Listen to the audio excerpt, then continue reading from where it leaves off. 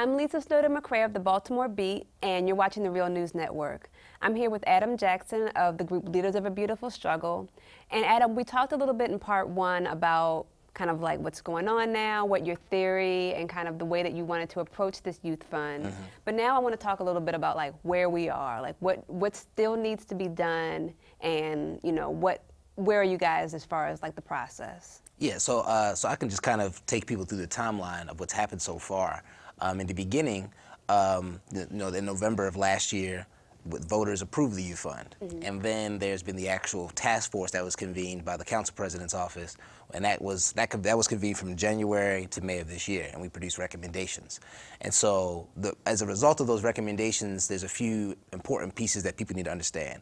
One piece of it is that we suggested that there be a new intermediary organization created, and that be the ultimate entity that will manage the fund, and it will have citizen participation, resident participation in that organization, both on the board and in terms of allocations via the Assembly of Baltimore City residents.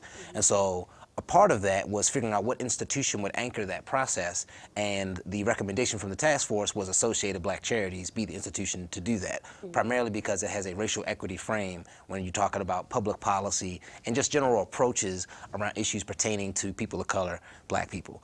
And so we suggested that they be the anchor institution, and so far the city has been working with ABC to figure out the arrangement that they would have in the first year of disseminating funds and also building out this new intermediary group. And so the first year, ABC will be the one distributing resources from the youth fund, but they're going to be integrating the recommendations from the task force. And so that's being done at the moment, and that's a final step that has to go through the Board of Estimates through the Mayor's Spending Panel. But already there's been an ordinance that has been approved by City Council, I believe about 2 or 3 weeks ago in November. And so that was approved, and that essentially authorized an entity to start doing that process. Okay. And hopefully our goal is to make that ABC so we can begin the process of distributing money and getting it to community groups. Okay, and I know with so many things that are going on in the city, you know, we need people. We need people to be educated and to be kind of like proactive and understanding that this is, you know, basically none of the people that are in power are going to do anything unless people make them.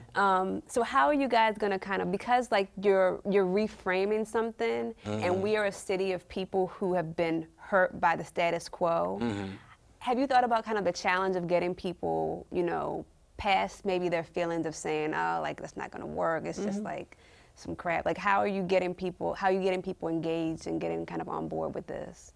Well, there's two different approaches. So with Black people, most of our energy is being focused on just training our minds to think differently about how we engage in community work, because a lot of the time we think that Black people don't have assets in our community and don't have institutions and organizations that can really transform our conditions. The problem is we just suffer from disinvestment and not enough focus on the institutions in our presence and our ownership already that we can just invest more money into. So part of that with Black folks is just making sure that we can retrain our minds around that, and also understanding that we have approaches and methodologies to dealing with youth in our community. And so instead of seeing it from a deficit-based framework, we should see it from an asset-based framework. And so for Black people, that's the issue.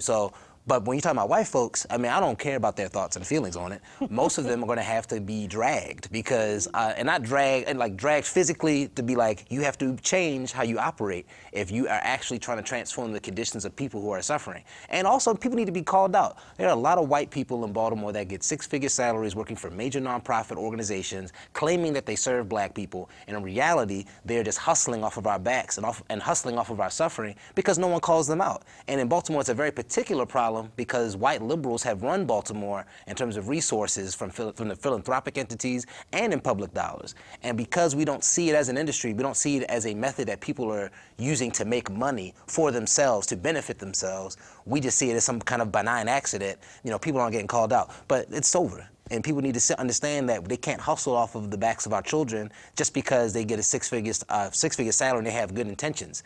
Yeah. So one of the things that I think about, and we've talked about off camera, is like your group, Leaders of a Beautiful Struggle, for people who maybe are watching this, you know, not in Baltimore, maybe not even in the US, but like you guys are kind of like a grassroots organizing group via kind of like the system via legislation like this youth fund and other things that are going on in Annapolis. You kind of seem to straddle this line between activists, you know, you're not afraid to verbally call people out, but also working within the system. Like, how do you kind of like create this lane for yourself? Or do you think that you've created a lane for yourself? I mean, I think our approach has always been, you know, but in the black freedom struggle in terms of how black people have always organized to transform black people's material conditions. And I don't see anything that we do as particularly innovative. I just see it as a new machination or a new iteration of what people have already been doing. And in terms of working within the system versus without, you know, I mean, just to be clear to the viewers, you know, because I'm a Pan-African nationalist, people think when you call yourself a Pan-Africanist or a Pan-African nationalist that you have to have, you know, your approach must be one where you have to work completely outside the system. You have to go onto a reservation, you know, buy some land and plant and be a survivalist, basically. And that's an approach, and I see value in that approach. But the problem is that right now, today, black people are suffering at the hand under the guise of white supremacy, under the system of white supremacy. And so the question to me isn't, you know, how do I create this revolutionary fantasy land? It's like I'm actually trying to change people's conditions. I want black people to eat. I want black people to live quality lives today. And part of Pan-Africanism, if you understand it, then you know the first question isn't, you know, what's your thought? It's what did you do? Like, what did you build? What did you create?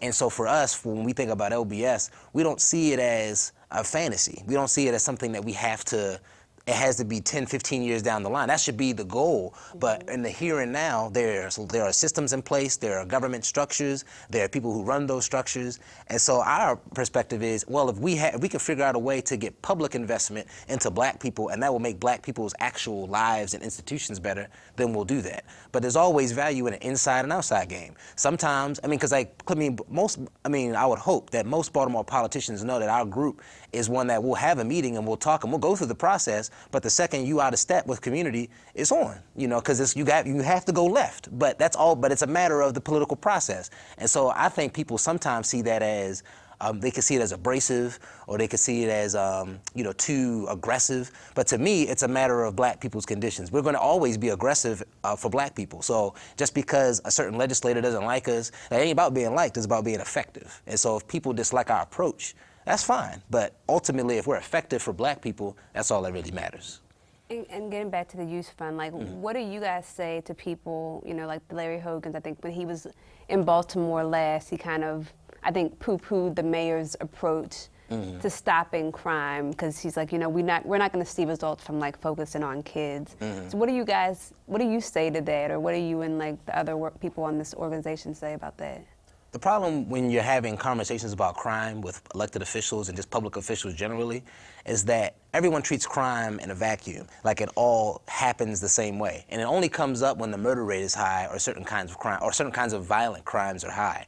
And what's always missing is the systemic analysis about how we got to this point. And so Baltimore just didn't end up with over 300 murders a year because black people are savages and that we need to lock more black people up. It ended up this way because of the systemic problems, and it's from a variety of areas: housing, education, a whole variety of areas in civil society in Baltimore that black people just have not gotten the sufficient resources or investment. And so understanding that as the history and the systemic analysis, it means that you can point to the places where you need to improve people's quality of life.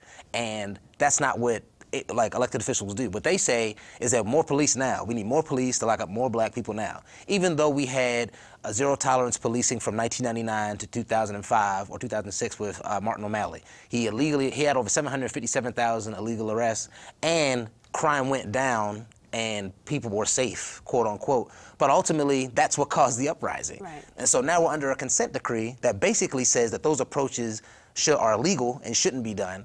And now everyone's stuck trying to figure out, well, how do we decrease crime? But the only logical conclusion you can have to fixing crime in Baltimore is to invest more in the people.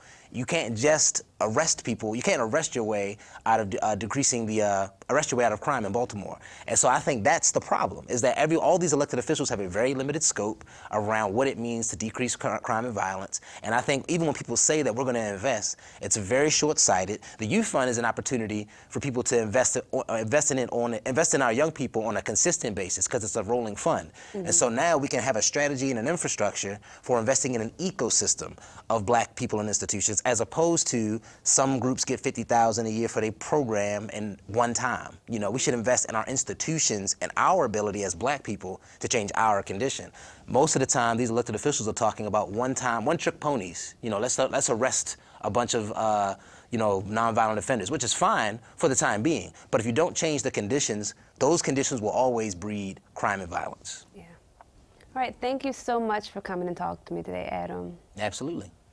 I'm Lisa Snowden McCrae, and you've been watching the Real News Network. Thanks for watching.